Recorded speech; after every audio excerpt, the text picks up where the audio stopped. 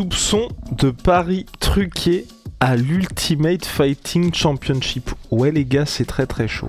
Un certain Isaac Dulgarian, bon, vous ne le connaissez, je pense pas, sauf si vous êtes un fan hardcore, qui a perdu à la surprise un peu générale le week-end dernier. Il a perdu au premier round et il y a eu pas mal de petites choses particulièrement louches, et puis surtout on parle de quelqu'un qui était à 3 avant le combat de la semaine dernière, une seule défaite par décision partagée, et là il se fait cut de manière assez abrupte de la part de l'UFC, mais vous allez voir qu'il y a peut-être potentiellement des raisons explicatives, et que là le podcast qu'on fait avec Russ va peut-être en appeler d'autres, parce que selon toute vraisemblance il y a des choses pas très nettes qui se passent du côté de l'UFC cette année. C'est parti les gars, générique. Winamax te rembourse ton premier pari en cash si celui-ci est perdant dans la limite de 100€, et en plus avec le code LASSEUR10, 10€ supplémentaires en cash. Attention, les jeux d'argent sont interdits aux mineurs. Jouer n'est pas une alternative au travail et ne permet pas de s'enrichir, donc jouez de manière responsable. Déjà, Russ, quand même, ce qui est important, c'est de dire que c'est vrai qu'à l'UFC, ce qui est hyper important pour eux, c'est d'être une ligue où il n'y a pas de combat truqué, parce qu'ils ont un partenariat particulièrement intéressant avec DraftKings, et parce que l'UFC, au contraire du catch et de la WWE, n'est pas scénarisé, et donc il faut, quand vous avez deux mecs qui s'affrontent, que les deux aient autant de chances de gagner ou de perdre, évidemment. Et c'est vrai qu'on sait que l'UFC est particulièrement vigilante là-dessus, et c'était il y a quelques années avec James Krause, il y avait déjà eu un précédent où le mec s'était purement et simplement fait virer de l'organisation. Ouais, c'est ça. On sait que ce soit l'UFC ou l'État, ou il y a une chose avec laquelle ils rigolent pas, c'est l'argent. Et surtout l'argent qui peut aller dans leur poche, ou qui est créé de manière générale, parce que c'est vrai que tu dis que l'UFC a un partenariat avec DraftKings, ce qui est vrai, mais en fait c'est tellement toute une économie parallèle, même hors des sponsors qui sont entre l'UFC et DraftKings. Enfin, à Vegas, je pense que les paris générés par l'UFC, ça doit être un business mais monstrueux, et d'où effectivement le fait qu'il faut que ça continue de garder cette légitimité pour ne pas que les potentiels parieurs deviennent frileux. Ou que les gens arrêtent de regarder le sport, hein. Parce que moi je pense que même au-delà de ça, moi c'est pas qu'une question d'argent, c'est que l'idée c'est de regarder un combat et de se dire bon, qui va gagner, et c'est possible que, là par exemple il y a Islam Makhachev contre Jack Della Maddalena, pour le business il faut qu'Islam Makhachev gagne, mais si on se dit juste en fait niveau business il faut que le gars gagne, et que par miracle il se trouve qu'il s'impose, on va tout de suite arrêter de regarder le sport, et t'auras pas tous les... Un Belal Muhammad n'aurait jamais été champion s'il y avait des paris et des combats truqués. Ouais, non, c'est sûr, effectivement. Et c'est ce qui s'était donc passé. C'est pour ça que dès qu'il y a les moindres soupçons, ils rigolent pas du tout. Avec James Krause, tu l'as dit, il y a quelques années, c'était un ancien combattant de l'UFC, et de très bon niveau, qui est ensuite devenu entraîneur de combattants UFC, dont Brandon Moreno, l'ancien champion Bantam. Flyweight, pardon. Et en gros, il a commencé à faire des paris et avoir un Discord, ce gars-là, James Krause, où il donnait ses prédictions, il donnait des petits conseils pour parier, et en fait, au bout d'un moment, ça marchait tellement bien, ce Discord avec James Krause, que James Krause a voulu voler trop près du soleil, Icar, et en gros, il a annoncé dans une interview avec Al-Louani que il arrivait à gagner, je sais plus combien, mais je crois que c'était 10 fois plus sa vie avec les paris sportifs et le Discord, que grâce à ses salaires de combattants, entraîneurs, etc. Donc il a commencé un petit peu à se la péter publiquement, et donc forcément à attirer les regards des têtes chercheuses, en disant bah oui, j'arrive moi, grâce à ma gestion des paris sportifs, à gagner vraiment vraiment beaucoup d'argent, et à faire gagner beaucoup d'argent à beaucoup de gens. Et on commençait à s'intéresser à ça, forcément, tous les gens qui sont un peu parce que les commissions athlétiques les commissions athlétiques, et puis même le FBI, hein, parce que là, par exemple, pour l'UFC, c'est le FBI qui a fait une notification à l'UFC qu'il y avait, depuis le début de l'année, potentiellement une centaine de combats dont les lignes de paris ont bougé de manière suspecte juste avant le combat. Apparemment, c'est ça. Apparemment, ouais. Ça, parce que pour l'instant, ça s'est pas avéré, mais oui. Ouais, c'est pour ça. Et d'ailleurs, même le combat là, d'Ulgarian contre Delval, le FBI apparemment avait, donc apparemment, voilà, on met bien le truc, mais était allé voir l'UFC avant le combat en leur disant on vous conseille d'annuler ce combat, c'est trop suspect. Mais l'UFC a choisi de maintenir le combat et parce que pour eux, enfin, si jamais ces alertes-là se multipliaient, enfin, en gros, tu es à la merci du FBI qui vient, qui dit alors celui-là vous devriez pas, t'es obligé. Enfin, ce serait l'horreur. Donc on peut comprendre l'UFC aussi. Et quand on dit suspect, hein, on veut dire que donc c'était William Hill et Caesar Sportsbook. Eux ont remboursé les gens qui avaient misé sur ce combat. Et DraftKings, donc on le rappelle, qui est partenaire de l'UFC, eux, quand ils ont vu que ça bougeait complètement les lignes de paris et que subitement c'était beaucoup plus serré que prévu, ils ont carrément arrêté de prendre en compte les paris en faveur de l'un comme de l'autre parce qu'ils se sont dit c'est beaucoup trop bizarre. Et c'est ce qui s'était passé aussi avec James Krause, puisqu'il y a un de ses élèves qui était Derek Miner qui. Alors, exactement le même scénario que ce qui s'est passé là. C'est-à-dire que, donc, il y avait tout ce passif avec James Krause, entraîneur de renom, qui fait un peu le fanfaron en public en disant que lui, maintenant, voilà, c'est un peu devenu Midas grâce au paris sportif parce qu'il a des trucs de fou, machin, rejoignez son Discord. Et un de ses élèves, au moment de combattre à l'UFC, il y a eu quelques heures avant que le combat ne commence un changement dans les lignes de paris avec des gens qui ont commencé à parier très très fortement sur une défaite de ce mec-là. Et bon, vous commencez à faire un peu le lien, c'est quand même assez suspect que tu aies une vague de paris contre l'adversaire, contre l'élève de James Krause. James Krause qui dit que du coup c'est pratique parce qu'il sait des trucs dans le monde du MMA et machin. Et le mec a effectivement donc perdu.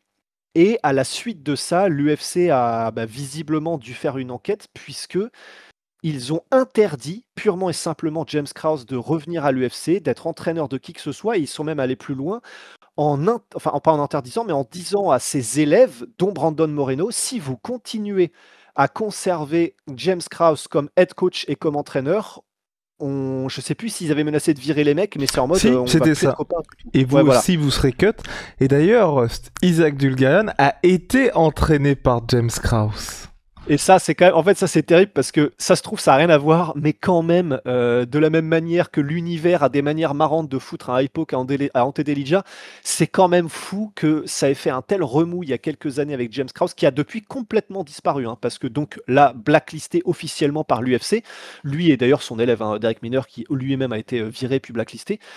Et de se dire quand même que là, Isaac Dulgarian, le mec auquel ça réarrive, c'est un ancien élève de James Krause, et en plus on peut pas s'empêcher de se dire ancien élève, oui, mais de toute façon il ne pourrait même pas être élève actuel puisque sinon il serait blacklisté, donc ça veut dire qu'en réalité peut-être qu'il était quand même encore entraîné par James Krause, tu peux pas t'empêcher de te le demander.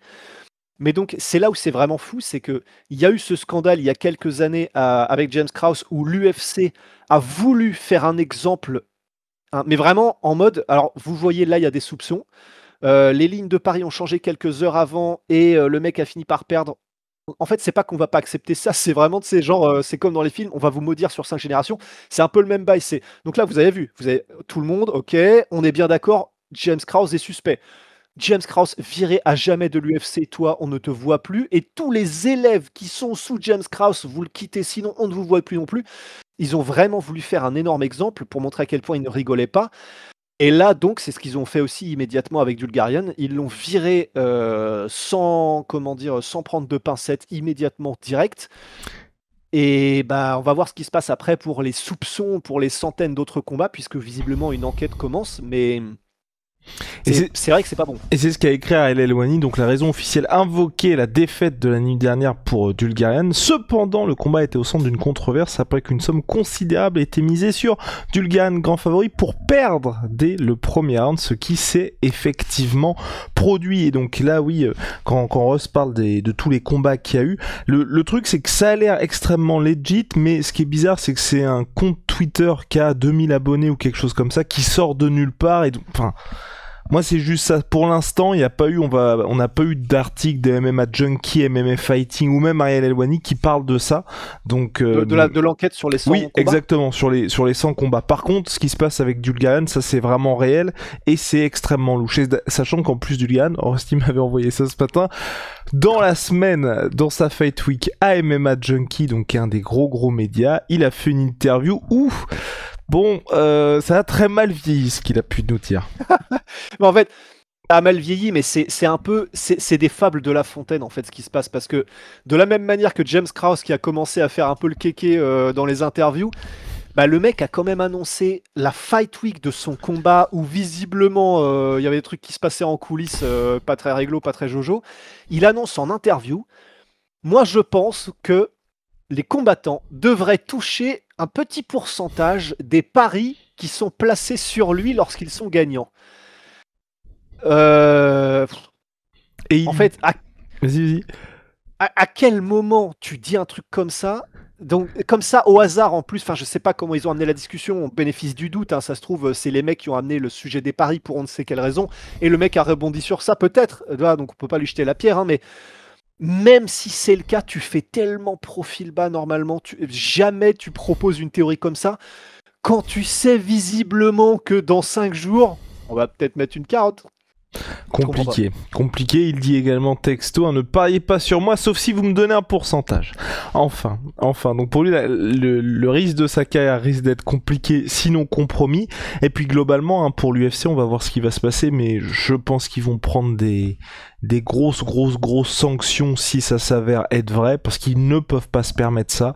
Et là on a vu ce qui s'était passé, parce que là t'as eu le même cas il y a pas très longtemps je crois en NBA où ils ont fait pas mal le ménage de ce côté-là, où ils en ont vraiment rien à foutre. Hein. Enfin, le sport, il faut que ça reste un truc où sur le papier, tout le monde peut s'imposer. Donc à partir du moment où vous faites des trucs comme ça, l'esprit même du sport, et surtout, enfin, je veux dire, les sports ont pour vocation à être des trucs un peu côté famille et tout ça, quoi. Donc un sport pour l'UFC qui a en plus une image qui est beaucoup moins clean que les autres sports, si tu te mets en plus à avoir ce genre de truc... oh là là. Bah là, ce serait le pire. Bah en fait, là, vraiment... Le truc, c'est qu'effectivement, ça n'est pas juste une question de ce qui est la majorité hein, de sport où il faut que ça reste une inconnue, etc., pour que ça conserve son attrait, et ce qui est l'écrasante majorité du truc. Mais en fait, comme tu dis, le truc, c'est que les sports de combat, si on revient à la boxe au début du XXe siècle, tu vas au kickboxing à la fin des années 2000, fin des années 1900, début des années 2000, avec notamment en Hollande, où le truc, en fait... tout le monde t'explique que le kickboxing en Hollande était gangréné par la mafia. Le Japon, au début des années 2000, pareil. Hein, d'ailleurs, il y avait, là, c'était très clair entre le Pride et la mafia. Il y avait littéralement, c'était main dans la main. Et là, il y a donc tellement cette historique dans les sports de combat de mafia qui vient foutre son nez dedans que les gens, je pense, ça reste un petit peu à l'arrière du crâne quand même, et ça peut tellement revenir facilement que effectivement, si tu as là, dans les années qui viennent, un truc grandissant comme ça qui assimile le MMA à un milieu crapuleux, ça peut être mais dévastateur. Enfin, ne serait-ce qu'effectivement le bail de se dire tu y vas en famille, tu y vas machin. Bah, si le milieu, il y a des articles dans Le Monde qui commencent à popper un peu partout, les étranges liens entre la mafia et le MMA et machin. Une partie de ton public va commencer, le public famille, le public machin, à ne plus vouloir se pointer. Et là, ça peut être le début d'une énorme perte pour le sport, qui sera en plus une perte financière à la fin. Enfin, vraiment, ça peut être le début d'un truc très très sombre. Et puis surtout dans un sport comme le MMA et les sports de combat, où souvent les mecs combattent quand même avec des grosses blessures, tu vois. Où vraiment ça, pour moi, ça peut être un gros truc où si... Enfin... T'as tellement de moyens de faire, tu vois, typiquement, Baki, le truc se sait, et en fait, subitement, tout le monde se met à dire KO Jordan Zebo parce que tout le monde sait que Baki a le genou compromis. Enfin, tu vois, il y a vraiment des trucs qui pourraient être chauds, mais l'autre truc aussi que ça pose, parce que là, donc en NBA, là, ils sont en train de faire le ménage, et il y avait pas eu de soupçons comme ça depuis très longtemps, parce qu'aussi les mecs sont très bien payés. Et c'est vrai que pour moi c'est l'autre truc, et quand on voit les réactions à ce qui se passe sur Isaac Dulgarian, il y a quand même beaucoup de gars qui font ouais bah en même temps le mec est payé une misère, et c'est vrai que t'es payé 10 000 plus 10 000, tu peux être tenté par ça. Et pour l'UFC, je ne sais pas trop comment ils vont pouvoir faire pour réussir à résoudre ce problème-là, parce qu'en soi, un mec qui arrive comme c'était mineur, c'est ça hein Mineur, ouais, qu'est-ce qui te fait marrer? Ouais, non, le mot mineur me fait rire. Ah, mineur isolé. Le mot mineur isolé te fait rire. Et en gros, le mec qui arrive avec une blessure comme ça, je dis, t'es payé 10 000 plus 10 000. Tu sais que ça va être de toute façon très compliqué pour toi. Bon. Combien de fois on a dit le mec a vu la porte de sortie, bah il a saisi cette opportunité. Bah pourtant, théoriquement, c'est même pas théoriquement. C'est-à-dire que dans les règles, tu n'as pas le droit de parier sur toi-même à l'UFC et même tes proches n'ont pas le droit de parier sur toi. Donc, ils ont pris des mesures, mais visiblement, il y a toujours des moyens détournés et tu passes par, ouais, ça peut être un serveur Discord, tu passes par n'importe quel autre moyen de parier sur toi. Enfin, tu demandes à un pote de parier, de machin.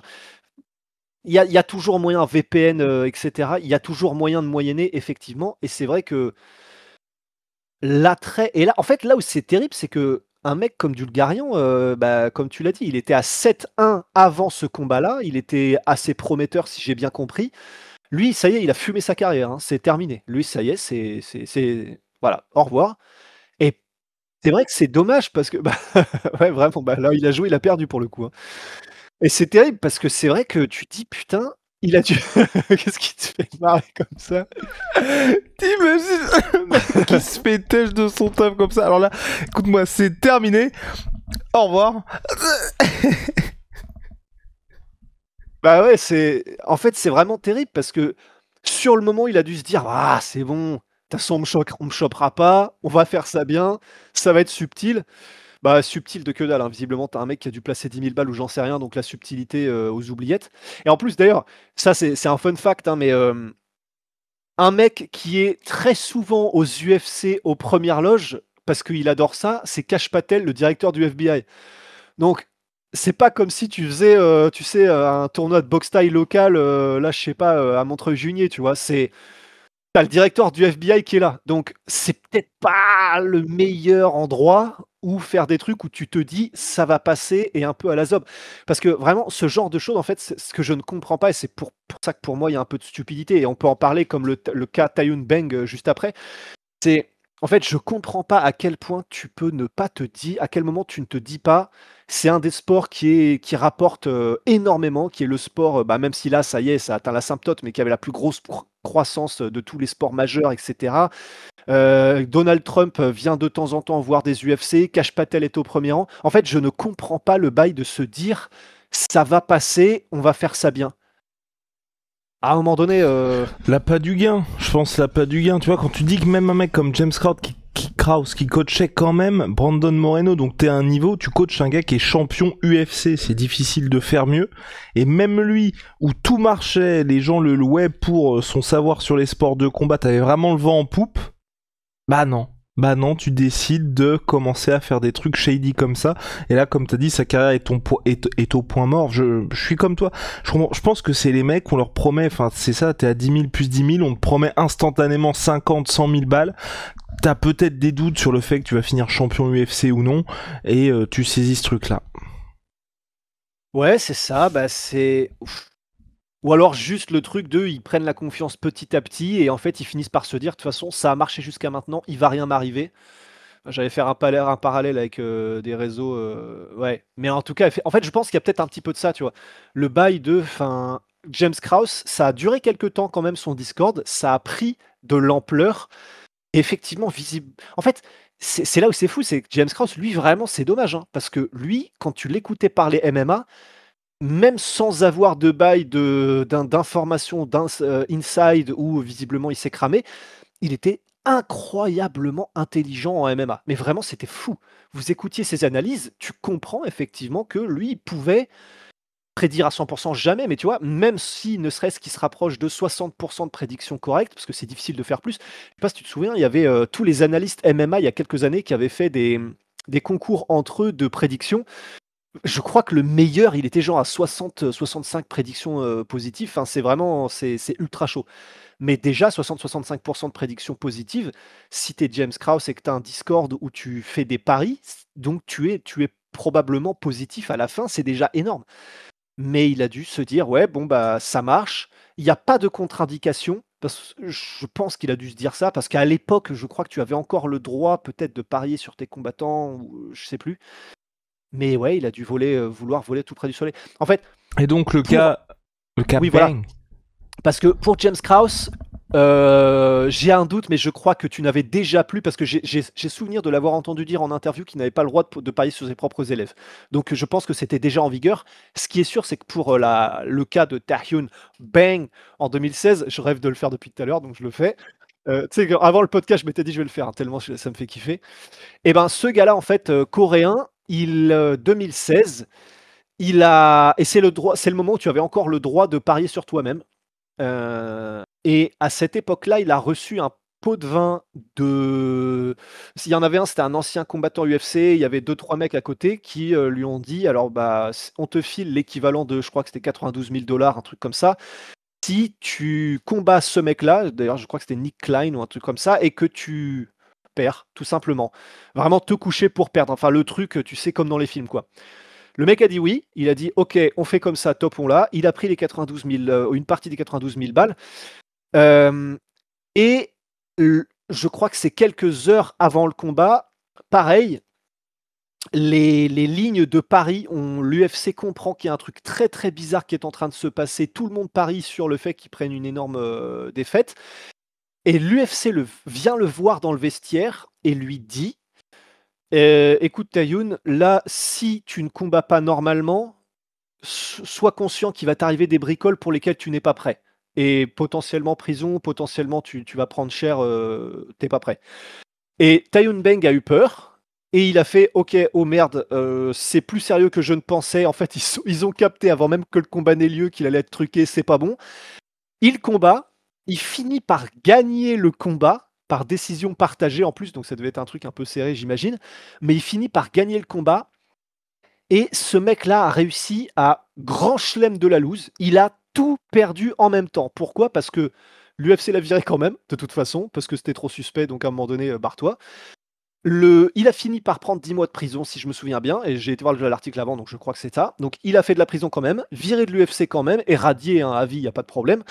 Et en plus de ça, sa tête a été apparemment mise à prix par la mafia sud-coréenne, puisque la mafia sud-coréenne, qui était visiblement derrière tout ce petit truc, avait mis l'équivalent d'1,7 million de dollars sur le machin. Et donc, eux, ils n'ont pas du tout récupéré leur mise puisqu'il était censé perdre. Et donc, sa tête a été mise à prix. Donc, il a réussi par stupidité, parce qu'en fait, je me dis, à l'époque, c'est pas possible. Enfin, 92 000 $ que tu prends, donc ils vont arriver sur ton compte à un moment donné. Donc, il suffit qu'il demande à la banque s'il y a une enquête de police, j'imagine, tu vois. Et puis, pour l'UFC, tu te doutes bien qu'il va donc y avoir des trucs de paris, mais il l'a fait quand même.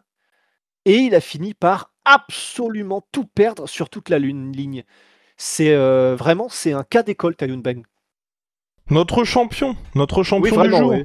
Oui, et la raison pour laquelle ça s'est passé avant que tu n'aies donc plus le droit de parier sur toi-même, et c'est ça que j'avais oublié de dire, c'est que donc des 92 000 $ de pot de vin, en fait, il a reçu l'argent et il a décidé de miser la moitié de cette somme avant le combat Tayoun Beng sur sa propre défaite. Oui. Donc voilà, je pense qu'on a terminé, Rusty. Oui, on a terminé. À mon avis, on a été exhaustif là-dessus et on vous tiendra au courant s'il y a enquête ou non du FBI là-dessus, mais ça risque de faire pas mal de bruit et puis de voir s'il y a des grands noms aussi, parce que pour l'instant, on est à chaque fois sur les cartes préliminaires et des petits trucs comme ça, mais je pense que c'est ça aussi le risque, c'est que ça explose. Imaginons, Pereira en Calaï volume 1, il y a eu des trucs comme ça, là je pense que ça pète très très sérieusement et l'UFC ne veut surtout pas de ça. Par contre, ce que l'UFC veut et ce que nous aussi nous voulons, c'est du NutriPure, les gars. Code la sueur, vous avez moins 10%. C'est made in France, c'est naturel. Et donc vous avez également 10% qui sont cagnotés pour vos prochaines commandes. Sous magnésium, ça fait plaisir. Ah, tu te gaves. Ah, je me gave, je me régale. Et puis Wicked One, les gars. Là aussi, Cocorico. On est tous les deux en mode lifestyle, Rusty Oversize. Moi, voilà, je suis un petit frileux. Code la sueur, vous avez moins 20%. Surtout Wicked One. Et holy moly! Révolution dans les boissons énergisantes, thé glacé, boissons de réhydratation. Bingo, première commande. Oh là là, regardez ça pour Halloween. Code la sueur 5 moins 5 €. Et si vous avez déjà commandé chez eux, code la sueur 10 moins 10%.